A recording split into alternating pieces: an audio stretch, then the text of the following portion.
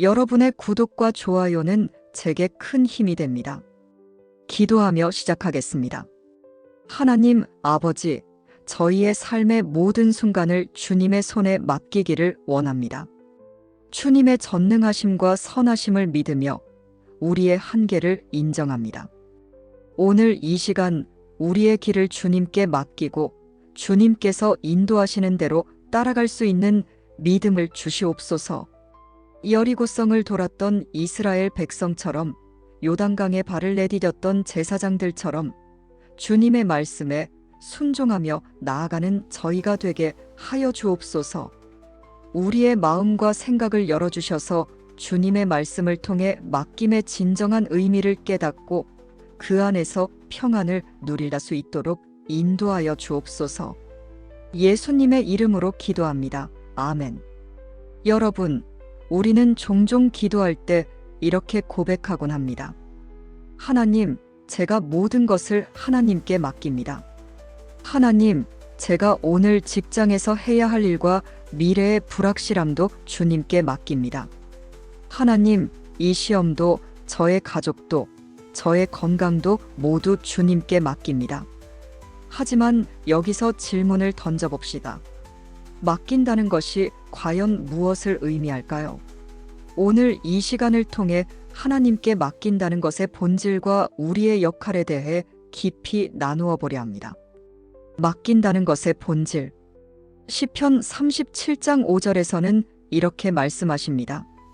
너의 길을 여호와께 맡기라. 그를 의지하면 그가 이루시고. 여기서 맡긴다는 것은 단순히 하나님이 알아서 해주시겠지라고 생각하며 손을 놓는 것이 아닙니다. 맡긴다는 것은 두 가지를 포함합니다. 하나님을 신뢰하는 것, 우리의 힘과 지혜를 넘어선 영역에서 하나님의 전능하심을 믿는 것입니다. 우리의 역할을 다하는 것, 우리가 할 수 있는 최선을 다하면서도 결과를 하나님께 의탁하는 것입니다. 맡긴다는 본질은 단순히 우리의 책임을 내려놓는 것이 아니라 하나님의 뜻과 계획 안에서 신실하게 살아가는 것을 포함합니다. 성경의 사례를 통해 이 본질을 살펴보겠습니다. 맡김의 본질을 이해하기 위해 우리는 하나님의 약속과 우리의 역할이 어떻게 조화를 이루는지를 살펴볼 필요가 있습니다. 하나님은 단순히 우리가 수동적으로 기다리길 원하지 않으십니다. 그분은 우리가 믿음 안에서 최선을 다하며 하나님의 뜻에 따라 행동하기를 원하십니다. 이러한 믿음의 행동은 하나님의 역사를 이끌어내는 중요한 요소입니다. 여호수아와 여리고성 믿음과 행동의 조화. 여호수아와 이스라엘 백성은 여리고성을 정복해야 했습니다. 그들은 전쟁의 승패를 하나님께 맡겼습니다. 하지만 그 맡김이 아무것도 하지 않고 기다리는 것을 의미하지는 않았습니다. 여호수아 6장 3절에서는 이렇게 말씀하십니다. 너희 모든 군사는 성을 둘러 성 주위를 매일 한 번씩 돌되 6날 동안 그리하라. 이스라엘 백성은 하나님의 말씀에 따라 여리고성을 돌기 시작했습니다. 중요한 점은 돌기만 한다고 승리가 보장된 것은 아니었습니다. 그들은 하나님의 약속을 믿고 순종하며 행동으로 나아갔습니다. 여호수아는 백성들에게 이렇게 명령했습니다. 제사장들은 양각나팔을 잡고 행진하며 너희는 큰 소리로 외치라. 이는 여호와께서 이 성을 너희 손에 넘겨주셨기 때문이다. 결과는 어떻게 되었을까요? 여호수아 6장 20절에서는 이렇게 말씀하십니다.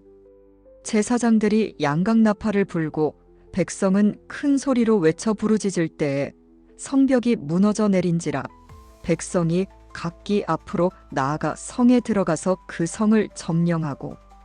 이 사건은 우리에게 맡긴다는 것이 단순히 기다림이 아니라 믿음으로 순종하며 하나님께 의탁하는 것임을 보여줍니다.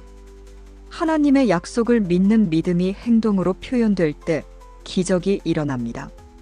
우리가 여리고성의 사건에서 배울 수 있는 중요한 교훈은 맡긴다는 것이 단순히 하나님께서 알아서 해주실 것을 기대하는 것이 아니라 우리가 믿음 안에서 행동해야 한다는 것입니다. 여리고성을 도는 이스라엘 백성의 모습은 그들의 신앙과 순종을 생생하게 보여줍니다.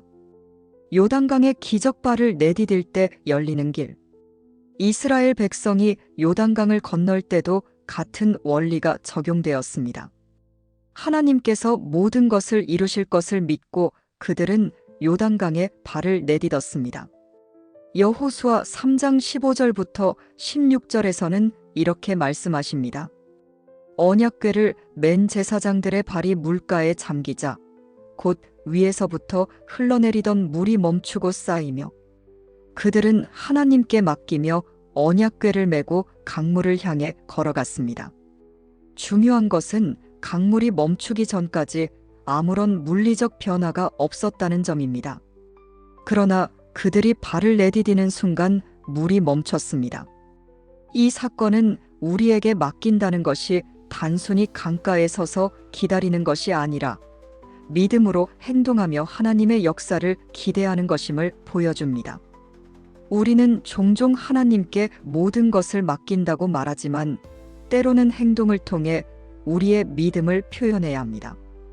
요단강 사건은 우리가 맡길 때의 용기와 순종이 얼마나 중요한지를 일깨워줍니다.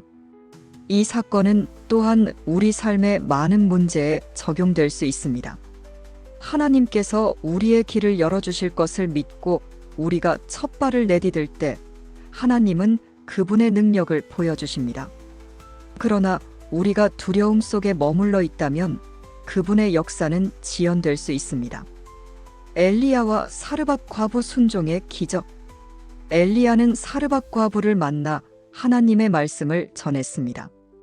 그 과부는 마지막 남은 밀가루와 기름으로 음식을 만들고 죽으려 했습니다. 하지만 엘리야는 이렇게 말했습니다. 열왕기상 17장 13절부터 14절에서는 이렇게 말씀하십니다. 두려워하지 말고 가서 내 말대로 하려니와 먼저 그것으로 나를 위하여 작은 떡 1개를 만들어 내게로 가져오고 그 후에 너와 내 아들을 위하여 만들라. 이는 이스라엘의 하나님 여호와의 말씀이 나 여호와가 비를 지면에 내리는 날까지 그 통에 가루가 떨어지지 아니하고 그 병의 기름이 없어지지 아니하리라 하셨느니라. 과부는 믿음으로 순종했습니다. 그녀는 자신과 아들의 마지막 식사를 포기하면서까지 엘리야를 위해 음식을 준비했습니다. 그 결과 하나님의 약속대로 가루와 기름이 끊이지 않았습니다. 이 이야기는 우리가 하나님의 말씀에 순종하며 행동할 때 하나님께서 우리의 필요를 어떻게 채우시는지를 잘 보여줍니다. 맡긴다는 것은 믿음과 순종이 함께할 때 그 진정한 의미를 발휘합니다. 이 사건은 또한 하나님께서 우리의 신실함과 순종을 통해 어떻게 일하시는지를 잘 보여줍니다. 우리의 믿음이 행동으로 나타날 때 하나님의 공급은 결코 끊이지 않습니다. 맡김의 잘못된 이해. 맡긴다는 것을 잘못 이해하는 경우가 있습니다. 내 힘으로 모든 것을 해결하려 한다는 태도. 성경은 우리의 능력에 의지하는 것이 아니라 하나님의 도우심을 의지하라고 말합니다. 잠언 16장 9절에서는 이렇게 말씀하십니다. 사람의 마음으로 자기의 길을 계획할지라도 그의 걸음을 인도하시는 이는 여호와시니라. 모든 일을 자신의 힘으로 해결하려는 태도는 결국 좌절로 이어질 수 있습니다. 하나님께 맡겼으니 아무것도 하지 않는다는 태도. 하나님께 모든 것을 맡겼다고 해서 우리가 아무것도 하지 않는 것은 비성경적입니다. 잠언 6장 6절에서는 이렇게 말씀하십니다. 게으른 자여 개미에게 가서 그가 하는 것을 보고 지혜를 얻으라. 하나님은 우리가 책임과 역할을 다하기를 원하십니다.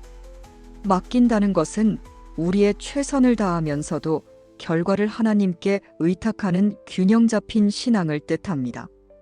하나님께서 우리의 인도자가 되실 때 우리는 우리의 역할을 다하면서도 평안함을 누릴 수 있습니다. 맡김의 잘못된 이해는 우리 신앙을 약화시키고 하나님의 축복을 놓치게 만들 수 있습니다. 우리는 올바른 믿음의 태도로 하나님께 나아가야 합니다. 맡김의 결과 평안과 자유.